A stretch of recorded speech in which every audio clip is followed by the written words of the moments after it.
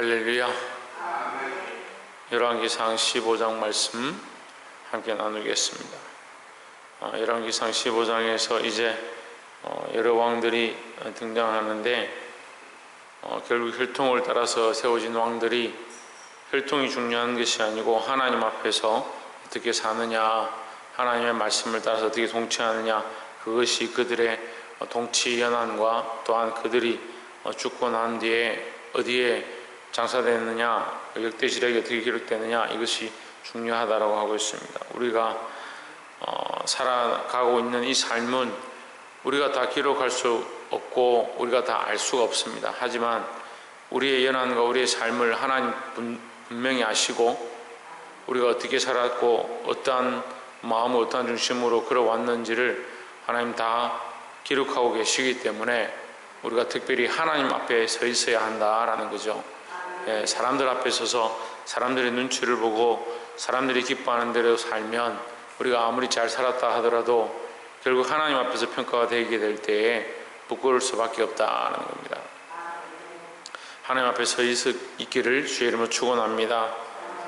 15장 1절에 보시면 느밧의 아들 여로보암 왕 제18년에 아비암이 유다 왕이 되고 2절에 예루살렘에서 3년을 치리하니라. 그 모친의 이름은 마가라 아비살롬의 딸이더라 했습니다. 이 유다 왕 아비암에 대해서 기록하고 있습니다. 근데 그의 통치 연한이 3년밖에 되지 않는다. 이것이 정확하게 딱 맞아 떨어지는 것은 아니고 우리가 다 알 수는 없지만 통치 연한이 짧을수록 하나님 앞에 폐역한 일들을 많이 한 왕이다. 대부분 그렇게 볼 수 있습니다. 또한 말년이 좋지 못하고 병이 있다든지 문제가 생기는 사람들이 주로 하나님 말씀을 떠나서 자기 마음대로 살아가는 왕들의 통치에 대해서 그러한 결과들을 보여줍니다. 그래서 우리도 마찬가지입니다. 우리 인생에 우리의 삶을 내가 왕이다 생각하지 말고 하나님이 왕 되시는 삶 가운데 맡겨드리기를 주의 이름으로 축복합니다. 참 이게 잘 안 되죠. 하나님이 왕이신데 하나님이 주인이신데 그 하나님의 통치와 능력들을 믿고 하나님께 맡겨드려야 되는데 사실은 내 마음대로 하죠. 그래서 믿음이 어디 갔느냐, 믿음이 왜 없느냐, 그 실제적인 상황들과 문제들이 생기면 믿음이 왜 없어지느냐, 하나님이 통치하시는 하나님께 맡겨드려야 되는데 결국 누가 하느냐, 내가 하는 겁니다. 결정도 내가 하고 선택도 내가 하고 내가 그것을 끌고 가고 그렇게 하면서 나는 하나님 믿는다, 나는 예수님 믿는다. 믿는데 왜 내 마음대로 하는 거야? 그러니까 환난과 고난이 닥치면 믿음을 보겠느냐, 그렇게 되는데 그죠. 3절에 아비암이 그 부친에 이미 행한 모든 죄를 행하고 그 마음이 그 조상 다윗의 마음과 같지 아니하여 그 하나님 여호와 앞에 온전치 못하였으나 했습니다. 못하였으나 이 말은 그가 이 죄를 범함으로 말미암아 그는 더 이상 통치할 수도 없고 그 집안에 더 이상 이 복을 줄 수도 없다, 왕권을 줄 수도 없다 이 말이죠. 그럴 자격이 없다라는 것을 말씀하고 있는 거예요. 못하였으나 이 말이죠. 그들이 이 왕의 권세를 가지고 통치할 자격 자체가 없다라는 거예요. 그렇지만 이 말이죠. 그러니까 우리가 지금 우리의 인생 가운데 우리의 인생을 내 마음대로 설계하고 내 마음대로 선택하고 살아가는 권한을 이미 하나님 앞에 뺏기고 이미 심판을 받아야 될 자격 없는 존재인 줄 우리가 알아야 합니다. 하지만 우리가 지금 어떻게 살고 있습니까? 어떻게 연명하고 있고 어떻게 살아가고 있고 어떻게 이 땅에 존재하느냐, 그것이 하나님의 은혜라는 거죠. 근데 어떤 이는 인생을 하루하루 은혜로 살아가고 감사로 살아가고 예수 그리스도의 그 공로를 의지하여 살아가는 자들이 있고 반대로 내가 하루하루를 연명하고 내 마음대로 통치하고 내가 옳다고 하는 삶을 살아가고 있다라고 착각하는 사람들이 있습니다. 그래서 사는 게 당연하고 원래 자고 일어나면 인생이 살아가야 되고 하루가 당연히 자기 앞에 주어지고 착각하고 사는 거죠. 우리에게 주어진 이 인생은요 하나님의 은혜로 주어진 거예요. 그럼 우리가 그걸 받을 자격이 있느냐? 그렇지 못하나, 그렇지 못하였으나 이 말씀이 꼭 우리에게 적용되는 거예요. 그렇지 못하였으나 더 이상 살 자격이 사실은 없습니다. 죄로 말미암아 이미 죽었다니. 죽기에 합당한 이미 죽어야 될 자들, 죄의 삭슨 사망이니까 죽어야 되는 게 당연한데 다 자기 자존심과 자기 생각들이 살아있는 거죠. 그러니까 뭘 모릅니까? 하나님의 은혜를 잘 모르는 거죠. 그러니까 돈을 벌면 내가 잘해서 벌었다, 뭐가 잘 되면 내가 잘해서 잘 됐다, 계속 자기가 다 한 거예요. 그러니까 하나님께 감사할 게 없고 하나님께 영광 돌릴 게 없는 거죠. 참 그런 비참한 인생을 살고 있는데도 우리가 신앙생활 잘하고 있다, 우리가 잘 믿고 있다, 착각하는 겁니다. 보게 되길 소망합니다. 4절에 그 하나님 여호와께서 다윗을 위하여 예루살렘에서 제게 등불을 주시되 그 아들을 세워 후사가 되게 하사 예루살렘을 견고케 하셨으니 했습니다. 그럼 이것은요, 아비암의 공로가 아닌 거죠. 아비암으로 말미암아 그 집안에 그 왕위가 끊어지지 않고 그가 왕의 자리에 나아가고 그렇게 말하는 게 아니죠. 온전치 못하였으나, 그런 그 자격이 없었으나, 그 집안에 그런 혈통으로 연결될 것이 아니었으나 하나님 뭘 보시냐? 다윗 때문에 참으셨다는 거예요. 우리가 하나님 앞에 어떻게 있느냐? 예수 그리스도 때문에 있는 거요. 우리가 어떻게 이 자리에 있느냐? 예수 그리스도의 그 공로 때문에 있는 거요. 근데 자꾸 자기가 내가 이만큼 해서, 내가 이런 직분을 맡았고 내가 이만큼 해서 오늘 지금 이렇게 하고 있지, 이렇게 살고 있지, 그렇게 착각하는 겁니다. 착각이 심각한 거예요. 그래서 참 이 시대가 악해지니까요, 이 착각이 심각해져서 자기를 사랑하고 자기가 최고고 자기가 이만큼 하니까 하나님 복 주신다. 우리가 한 것이 뭐가 그렇게 대단한지 모르겠어요. 자기가 한 게 뭐 그리 대단한지 모르겠습니다.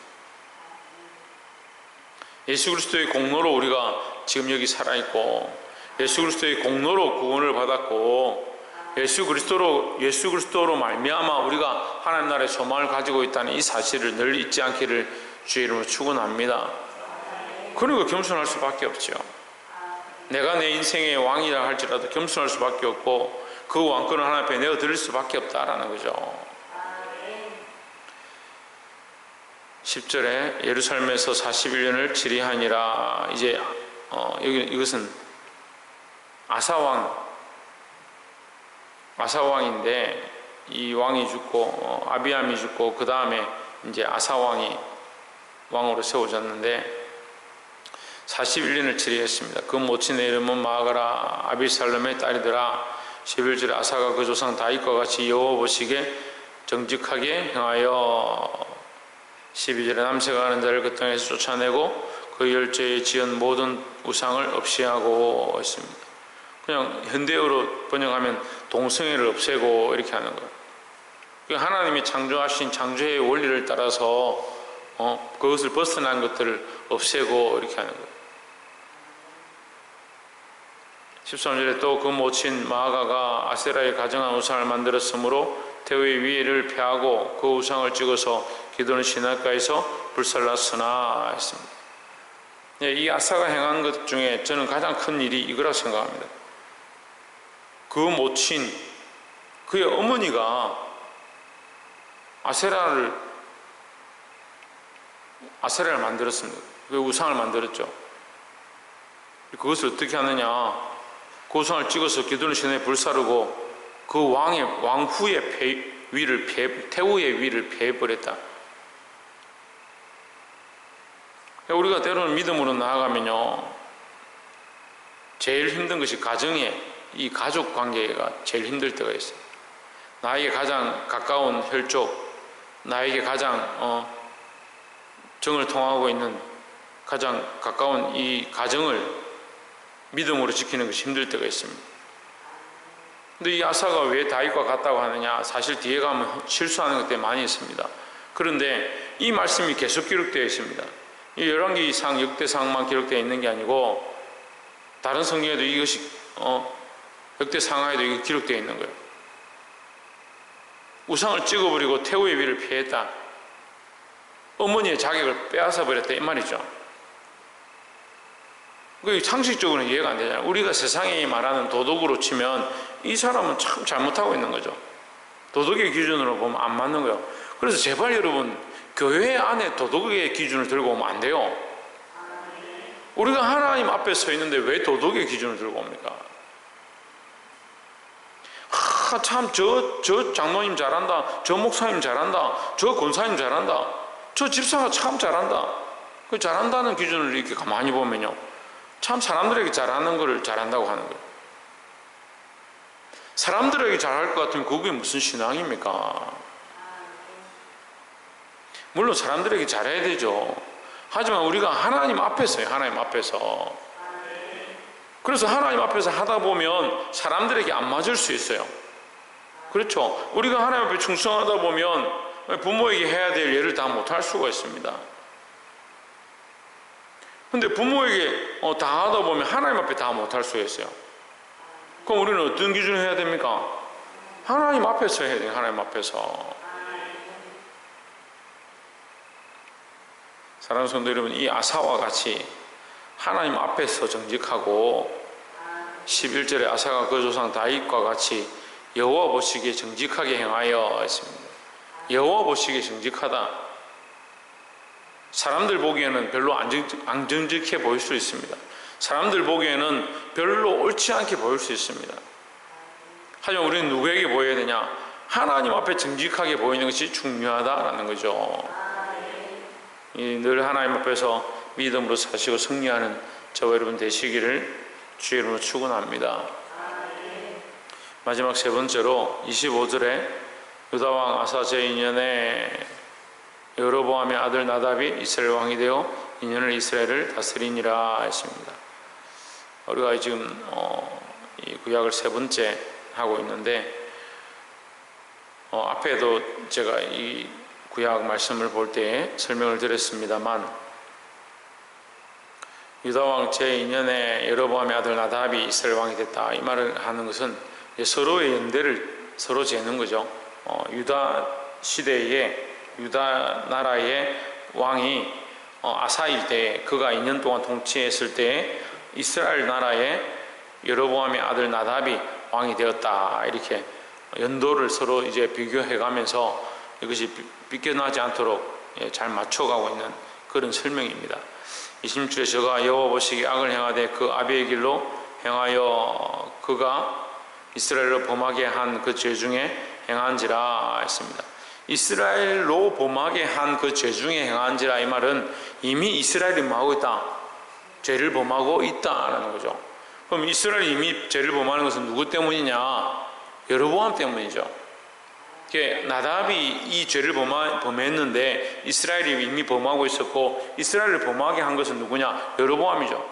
그러니까 나답의 아비 여로보암이 범죄하게 한 그 길을 따라서 계속 그들이 우상을 섬기고 금송아지를 섬기고 레위 지파가 아닌 사람들로 자원하는 자 아무나 세워서 제장을 삼고 그런 폐역한 짓들을 했다는 거죠. 그가 이스라엘을 범하게 한 그 죄 중에 행하니라, 여전히 그 죄를 행했다, 이 말이죠. 27절에 이에 이사갈 족속 아이야의 아들 바하사가 저를 모반하여 했습니다. 여러분, 성경을 볼 때 이 수식어가 굉장히 중요한데, 이에 이사갈 족속 아이야의 아들 이렇게 했습니다. 이에란 말은 그가 이스라엘로 범하게 한 그 죄 중에 행한지라 했습니다. 그럼 그가 왜 바하사가 일어났느냐, 모반에서 그를 죽이게 되었느냐, 나답을 죽이게 되었느냐, 그가 이스라엘을 범하게 한 그 죄 중에 행한지라, 이렇게 된 겁니다. 그 27절에 이 핵심이 뭐냐? 이해입니다. 이해. 그가 이스라엘을 범하게 한 그 죄 중에 여전히 행함으로 하나님께서 바하사를 들어서 그를 쳐서 죽이게 하셨다, 이렇게 해석하는 게 맞죠.